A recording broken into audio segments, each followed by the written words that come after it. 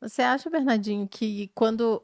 Porque eu acompanhava nessa época, e eu vejo que ao mesmo tempo que você era muito bravo, o pessoal tinha uma sensação de muito carinho com você, era muito proximidade, assim.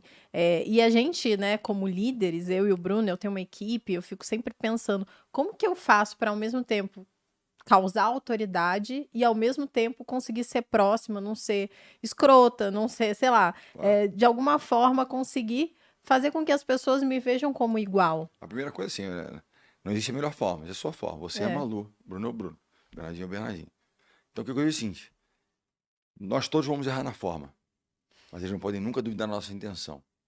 Eu até Dia das Mães eu postei, líderes são como mães exigentes. Sabe quando você detecta o potencial em alguém? Caramba, que potencial. O que você quer fazer? Desenvolver o potencial daquela pessoa. Então a gente vai e cobra. Tem condição, ela tem condição, vou desenvolver, vou cobrar dela. Mas a gente cuida.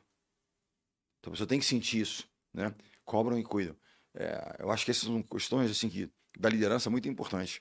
Você tal, mas ele sabe que você se ocupa, você cuida, você tem um cuidado, mas você cobra. E digo, a questão da cobrança é uma coisa. Quem de vocês não teve um líder em alguma área? Eu fiz esporte e um treinador. Poxa, na área militar você teve vários líderes. E teve alguém especial que em algum momento você era aquele que ia enforcar aquela pessoa. Todos nós, Vários, vários, vários. né? Mas professores, eventualmente, aquela pessoa e tal. Mas quem depois, com o tempo, não disse, se não fosse por ele ou por ela, não teria Sim, chegado lá. de fato. E aqueles que passam na sua vida, que foram legais, gente boa e tal, mas passam, não tiveram impacto. Por quê? Que quiseram ser gente boa. demais. Eu não quero ser gente boa. Eu quero ser o que eu sou e quero fazer o melhor para você. Se isso não levar uma, legal. Se não for, sinto muito. Né? Claro que a gente quer, mas porque a liderança deve fazer o que é certo, não o que é conveniente. Muitas vezes a conveniência é assim, bom, tá, não, não, mas isso não é certo. Certo é isso. Mas é o que é. Não é um concurso de popularidade. A liderança não é um concurso de popularidade. Tenho certeza que muitos comandantes que você conheceu eram espetaculares, excepcionais. E eles não estavam aí buscando popularidade, faziam aquilo que é certo. Eu conheci alguns, o General Heleno, não, o General Vilas Boas, quando eu conhecê-lo. Eu Sim. fiquei assim, impressionado. Porque nós treinamos na URCA. Uhum. Desde a minha época de garoto, a gente treinava na URCA. Então, muito contato com essa turma toda. O General Vilas Boas, antes de ficar doente, ele me chamou para Brasília conversar com ele. Assim, eu fiquei assim, mais impressionado impossível com a figura. O General Heleno, idem. Mas com os valores, né, com aquilo que eles realmente... E como a tropa os respeitava. Sim, de fato. Uhum. Um dia nós estávamos numa conversa totalmente informal, mas não há muita informalidade, mesmo a paisana não há informalidade quando você está com um general, né? E você é uma patente menor. E o major estava junto num papo ali, num treinamento, etc. Tal, nada a ver com militar. E aquelas coisas de quem vai para presidente, não vai para presidente, o que é que seja. E eu, poxa, Jornalino, você devia. Não, ele era para ser o comandante do exército. Ele disse: não, não, eu não estou. E aí, esse, né, digamos, patente menor, um cara espetacular, ele vira e fala assim: o senhor não pode nos privar de ter o senhor como nosso líder. Como quem diz, nós esperamos que o senhor seja o nosso líder um dia. Aqui bem foi a maior reverência, a maior que eu via, né, alguém fazendo a um líder. Porque a tropa queria demais que ele fosse o líder da tropa em algum momento. Tem lá diversos Uhum. sistemas de promoção, etc. E tal. E ele era um que estava, obviamente, ele era, como é que se chamam, A1, né? Ele era em todas as áreas. Tal. Ele, 01. não, ele era um Eu cara acho que incrível. Assim. o exército imprime isso muito bem, como eu cresci no meio militar, meu pai é militar, e meu pai é um grande líder. Acho que todos, vocês são treinados a serem grandes líderes.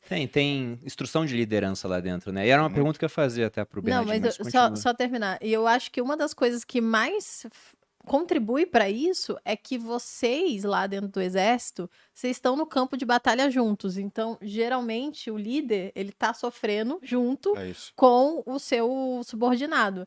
E é isso, as pessoas veem aquele esforço e elas entendem, e esse esforço precisa ser recompensado porque ele fez, né? É isso. Porque ele estava lá junto com a gente. E é muito disso, foi muito o que eu aprendi com meu pai, com o Bruno, com as Você pessoas que sabe eu que acompanhei você está falando uma que coisa para são do mim assim, exército. é esse exemplo que se dá. Os grandes que eu falo, e eu sei dois nomes porque eu tive a oportunidade de conhecê-los pessoalmente, conheci muitos outros, porque eles tinham essa coisa da humildade, assim, eu sou da tropa. Então ele é no rancho com a tropa, dá comer, etc. Tal, tu não é, não, eu sou, então quero ser servido e tal, tal. Quem sabe que nem todos são assim. Mas são pessoas que me mostraram isso. E o menino, vendo essa turma toda lá, porque eu comecei a treinar, tinha 14 anos de idade, na Uhum. URCA, né, na exploração física. E continuamos lá, meu time treina lá, a gente treina lá. E eu participo, então já fui em curso lá na Praia Vermelha, curso de preparação de oficiais, enfim, vejo a questão do treinamento de alguns que se tornam grandes líderes ou se tornam, digamos, bons militares, mas não têm essa capacidade de liderança, não desenvolvem isso, né, como outros. Mas, assim, para mim, de certa forma, foi uma escola também, observar, né? Isso foi uma coisa, nossa, é uma batalha esportiva, você não tem, né? Mas são brother in arms, são irmãos de armas, estão ali com você. E, assim, o esporte nos ensina muito em relação a isso. Pouco importa qual é a sua origem, sua orientação. Nós vamos lutar juntos. Então, o espaço democrático, estamos juntos aqui em torno de um propósito, que é vencer, que é conquistar, que é fazer desse o melhor time do mundo e tal. Então, você, né? E se você não tem valores semelhantes, eu costumo dizer que, num certo momento, não era eu que cortava alguns jogadores no início, no processo inicial. Os próprios jogadores da seleção expurgavam, dizendo, esse não cabe aqui. Não cabe a nossa tropa aqui. Né? Então, você ia vendo isso, né? Então, assim, a questão da liderança, você tem tantas questões que esse é o tema, talvez, dos mais ricos. Sabe que o Almirante McRaven acabou de lançar um segundo livro. O primeiro chama Arrume a Sua Cama. O Almirante McRaven foi comandante do Navy SEALs, um dos maiores, se não o maior.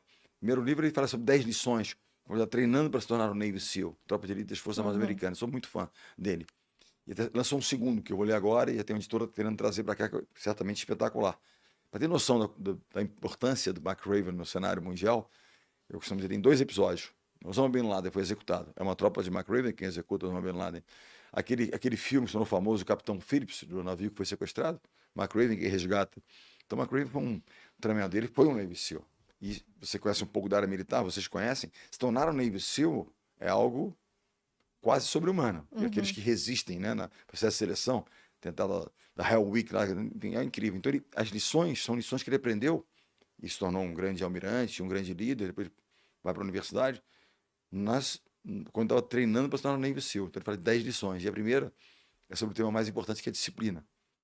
E ele fala, então, de 10 lições que ele vai concatenando e tal. Tem até uma palestra dele, uma commencement speech, no Texas, onde ele se forma, né, originalmente, falando sobre esses princípios, que acaba se tornando um livro do Arrume a Sua Cama. Que aquela história, eu quero mudar o mundo, mas você não arruma a sua cama, começa arrumando aqui, na verdade. Então começa daí o conceito. Né? Então o McRaven não desses... Então, assim, eu, na área militar, como na área do esporte, eu bebi muito dessas fontes como um aprendizado. Né? E tem muita coisa. Grandes treinadores passaram por West Point. Coach K. Aliás, tem né, para as pessoas que estão nos ouvindo, tem um documentário que é relativamente novo, chamado The Redeem Team, o time da redenção. O basquete americano perde a Olimpíada de 2004 e perde o Mundial seguinte.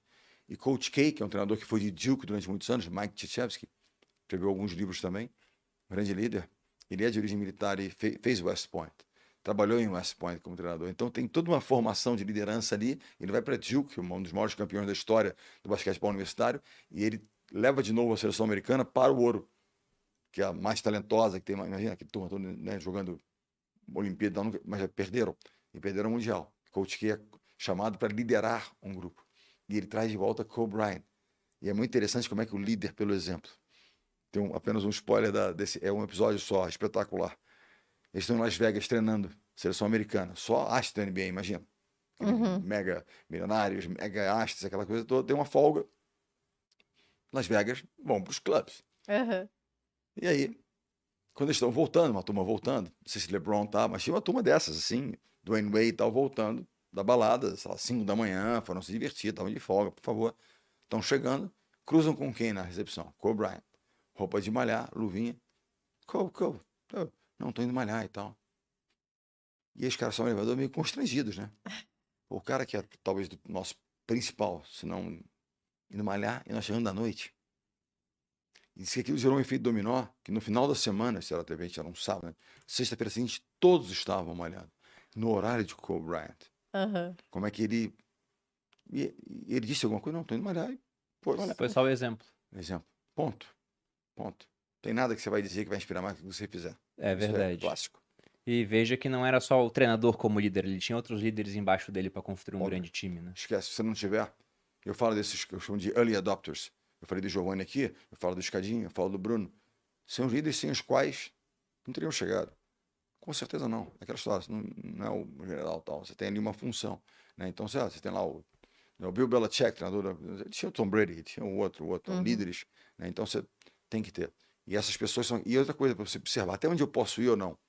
Observa esses que são os seus A1s. Uhum. Se esse cara começar, atenção que está indo longe, tá indo demais. Porque esse cara é o cara que não vai se lamentar por qualquer coisa. E se ele é mais quieto, menos participativo, alguma coisa está acontecendo. Talvez tenha hora de você também avaliar. Mas a gente erra. O importante é isso. Você fala, mas como é que você faz? Não. Mas eles jamais vão achar que você é uma escrota, como você falou. Jamais. Eu acho que é uma louça que pegou pesado aqui. Pede desculpas. Foi mal. Você acha que quantas desculpas eu pedi? Porque na tentativa dele. Mas sempre na tentativa de fazer. Se eles duvidarem dessa tentativa, aí você perde a sua condição de líder.